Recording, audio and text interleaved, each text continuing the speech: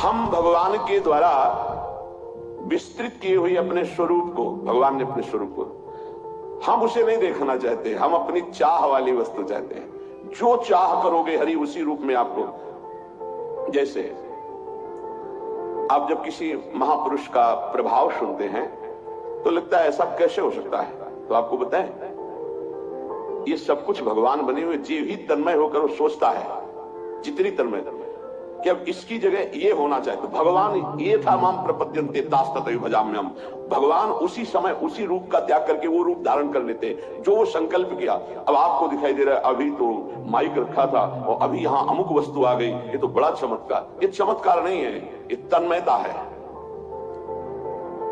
आप में कौन सी सिद्धि है, लेकिन आप जो चाह रहे हैं भगवान वही रूप रख रहे हैं। बहुत सुंदर बात है, ये शायद आप समझ पाए।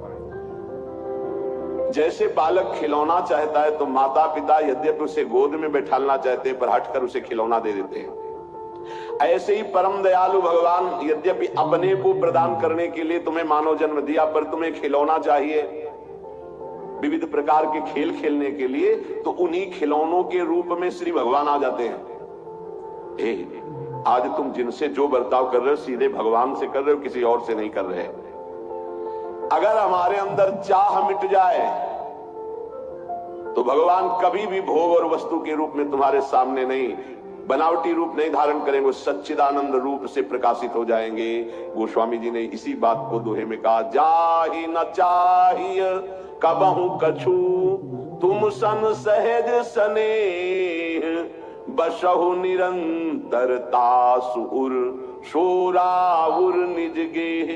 जिसे कभी कुछ नहीं चाहिए उसके हृदय में निरंतर भगवान का वास होता है, गुप्त रूप से नहीं प्रकट रूप से। तो जिधर देखता है उसे जड़ चेतन जग जीव जत सकल राम मैं जान। भगवान बड़े कृपालु हैं। जो भगवान पर श्रद्धा रखते हैं वो तो कृपा का अनुभव करते हैं, पर जो भगवान की निंदा करते हैं भगवान उन पर वैसे ही कृपा करते हैं जैसे श्रद्धा रखने वाले पर कृपा करते हैं।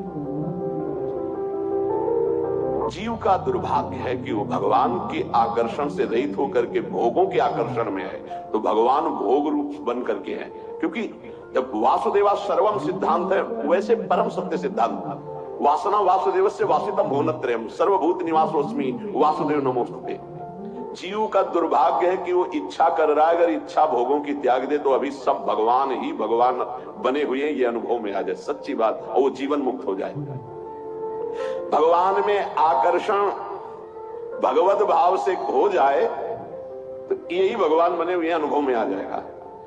जब भगवान में आकर्षण भोग भाव से हो रहा है तो भगवान भोग रूप से आ रहे हैं, व्यक्ति रूप से आ रहे हैं, पदार्थ रूप से आ रहे हैं।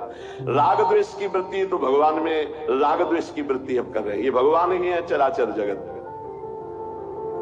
जब भक्त भगवान की तन्मयता में भूल जाता है सब कुछ, तो भगवान सब कुछ भूल करके वैसा ही प्यार उससे करते हैं। जैसे विदुरानी जी भगवान के आकर्षण में भूल गई तो भगवान भी विदुरानी के प्रेम आकर्षण में भूल गए। विदुरानी जी छिलका खवा रहे हैं, भगवान छिलका पा रहे हैं। ये यथा माम प्रपद्यन्ते तास्ततैव भजाम्यहम्।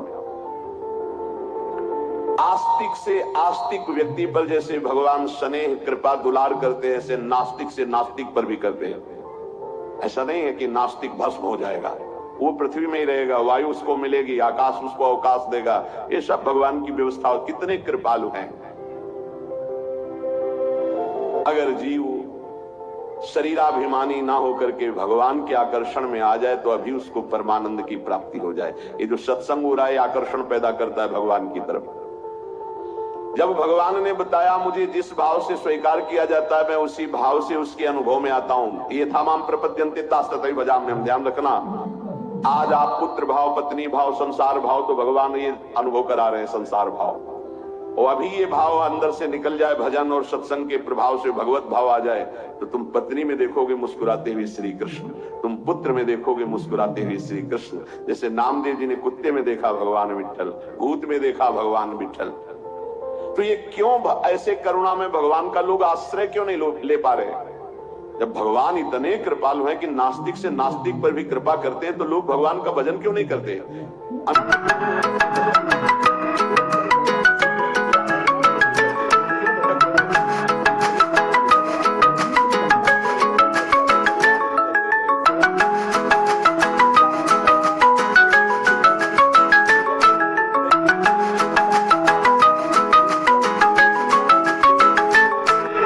सिद्धिर्भवत। ये चाह भटका रही है, ध्यान रखना, कांक्षणता, कामना, चाह। बस ध्यान दीजिए, परमार्थ भगवत स्वरूप, ब्रह्म स्वरूप